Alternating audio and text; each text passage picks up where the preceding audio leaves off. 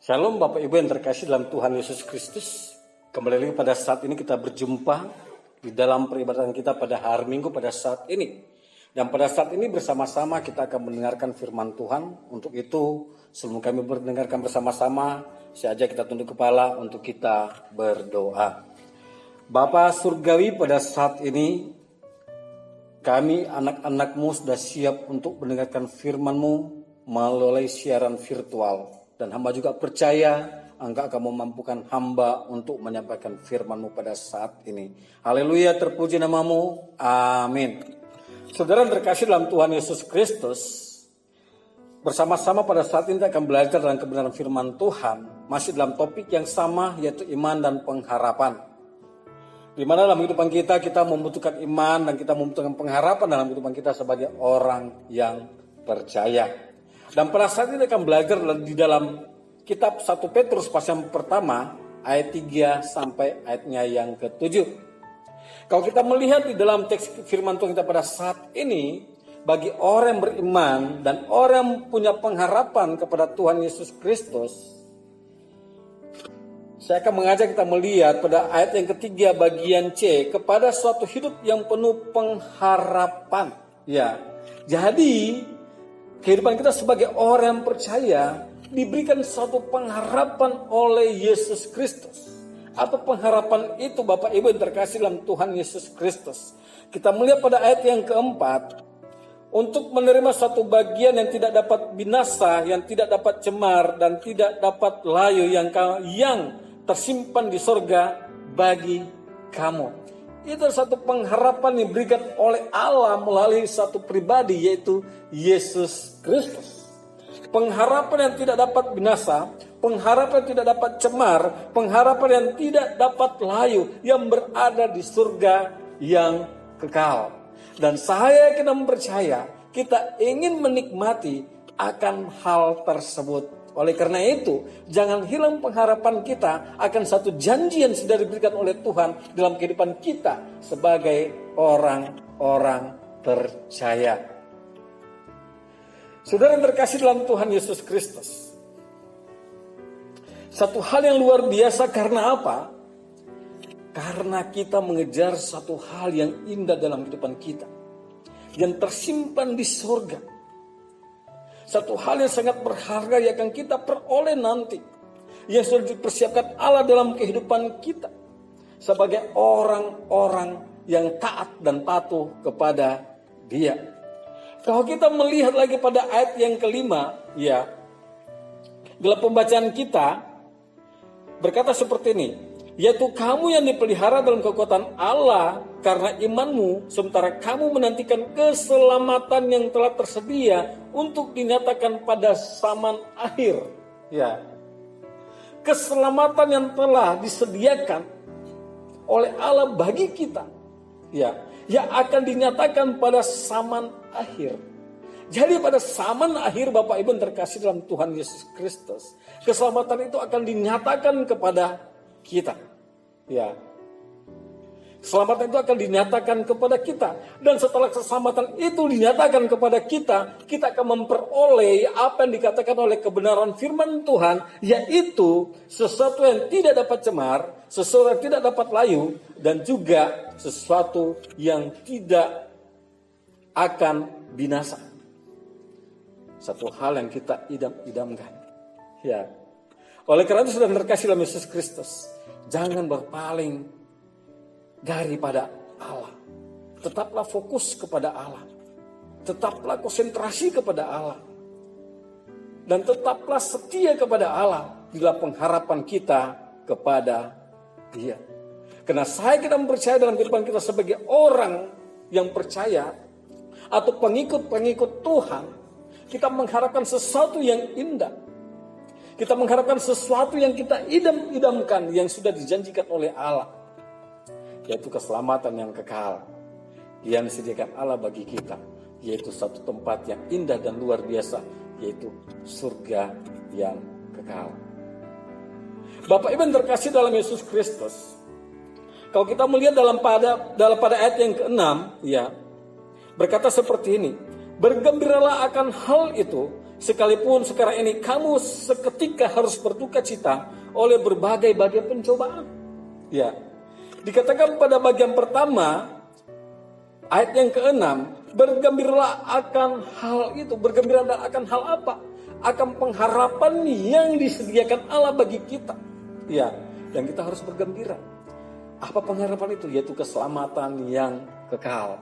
Selanjutnya kalimat selanjutnya berkata, sekalipun sekarang ini kamu seketika harus berduka cita oleh berbagai pencobaan, menderita dengan berbagai pencobaan. Ternyata untuk bisa meraih suatu pengharapan, ya, keselamatan yang kita idam-idamkan, tidak hanya mudah kita mendapatkannya, karena ternyata firman Tuhan membutuhkan kepada kita bahwa kita akan mengalami yang apa dicatat oleh kebenaran firman Tuhan, yaitu duka cita oleh berbagai pencobaan. Ya, satu hal yang tidak enak didengar, satu hal yang tidak ingin dialami oleh setiap umat manusia, tetapi itu harus kita lalui, itu harus kita alami, karena ya untuk bisa sampai kepada satu hal yang sudah dijanjikan oleh Allah, ya, yaitu keselamatan yang akan dinyatakan kepada kita, ternyata kita akan melalui satu proses, yaitu menerima berbagai penderitaan dan pencobaan.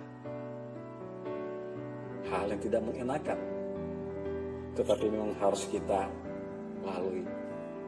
Bapak Ibu yang terkasih dalam Tuhan Yesus Kristus, saya kira percaya kita tidak ingin mengalami hal yang tidak mengenakan. Yang kita harapkan adalah hal-hal yang menggembirakan. Yang kita harapkan adalah hal-hal yang mengenakan dalam kehidupan kita. Yang kita harapkan adalah suatu hal-hal semuanya berjalan dengan baik, semuanya berjalan dengan penuh kebahagiaan. Ibaratnya berjalan di jalan tol dan tidak ada hambatan. Tetapi ternyata untuk bisa meraih satu keselamatan tidak seperti itu. Setelah kita datang pada suatu keselamatan yang dijanjikan oleh Allah, dalam artian bahwa kita sudah menjadi anak-anak Allah, kita harus rela mengalami penderitaan dan berbagai pencobaan. Dikatakan di sini, sekarang ini kamu seketika harus berduka cita oleh berbagai pencobaan. Seketika. Dalam artian bahwa bisa dikatakan tidak lama kita akan mengalami apa? Penderitaan dan berbagai pencobaan. Kita maju pada ayat yang ke-7. Maksud semuanya itu ialah untuk membuktikan kemurnian imanmu yang jauh lebih tinggi nilainya daripada emas yang fana. Ternyata imannya lebih berharga daripada emas. Ya. Kalau kita hidup di dunia ini ada begitu banyak orang membeli emas untuk investasi. Ya. Karena itu logam mulia yang sangat berharga. Logam mulia yang mempunyai suatu arti. Logam mulia yang bisa mempercantik akan diri seseorang. Ya. Logam mulia yang bisa menaikkan status akan seseorang. Ya. Jadi kalau orang memakai perhiasan emas, ya, itu melambangkan satu status seseorang. Apalagi emasnya besar-besar. Ya. Tetapi Bapak Ibu yang terkasih dalam Yesus Kristus, firman Tuhan mengatakan bahwa ya, untuk membuktikan kemurnian imanmu yang jauh lebih tinggi nilainya daripada emas yang fana, yang diuji kemurniannya dengan api, ternyata lebih berharga daripada iman. Emas dan iman dibandingkan, masih iman yang lebih berharga daripada emas. Kalau kita melihat proses pembuatan emas, ya, diambil dari pertambangan, ya, masih bercampur dengan bebatuan dan lain sebagainya, ya, diproses, dibakar dan lain sebagainya. Setelah dibakar, ya, mulai dibentuk, ya, mengalami satu hal yang tidak enak. Tapi setelah sudah jadi menjadi satu perhiasan, yang begitu indah dan mulia. Tapi firman Tuhan berkata, masih iman lebih berharga daripada emas. Tetapi Bapak Ibu yang terkasih oleh Yesus Kristus, firman Tuhan memberitakan kepada kita bahwa iman kita akan mengalami seperti pemurnian emas. Ya, untuk memurnikan akan iman kita, kita akan mengalami hal-hal untuk memurnikan iman kita melalui penderitaan dan pencobaan-pencobaan yang kita alami. Ya. Itu hal yang tidak mengenakan. Tetapi kalau kita sudah teruji, iman kita sudah teruji, kita sudah melalui begitu banyak pemurnian, kita sudah melalui begitu banyak proses, dan kita berhasil melalui akan setiap tahap demi tahap. Bapak Ibu yang terkasih dalam Yesus Kristus. Pada ayat yang ke-7,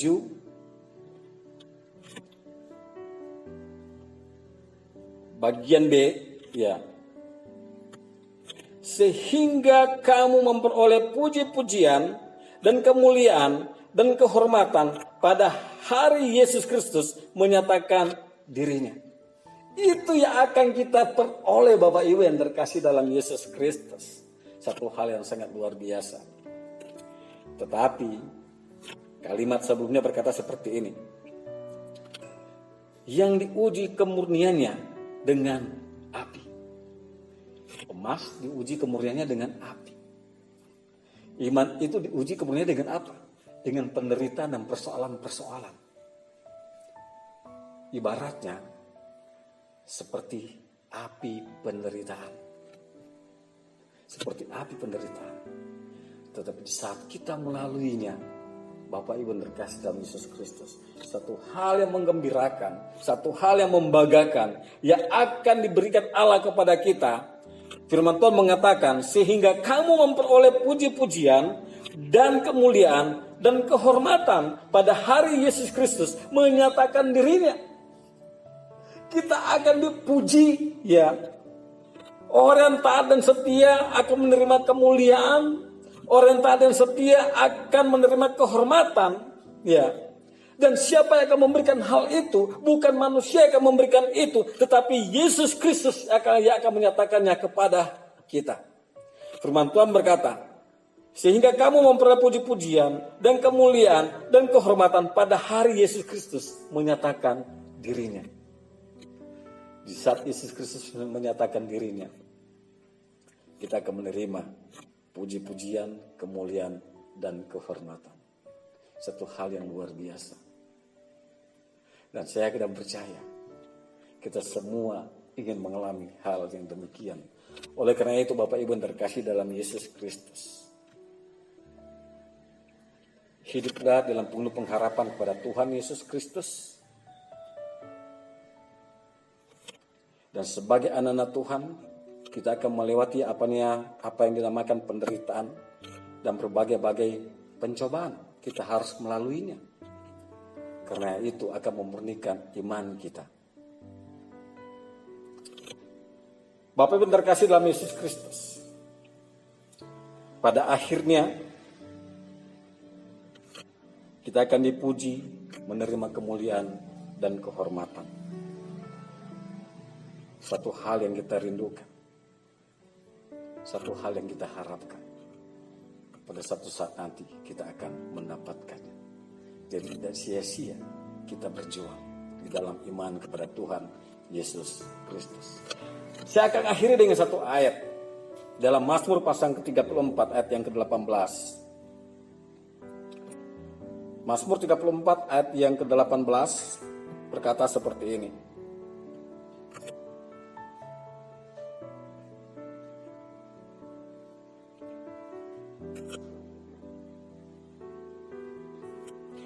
Apabila orang-orang benar itu bersama-sama, maka Tuhan mendengarkan dan melepaskan mereka dari segala kesesakannya.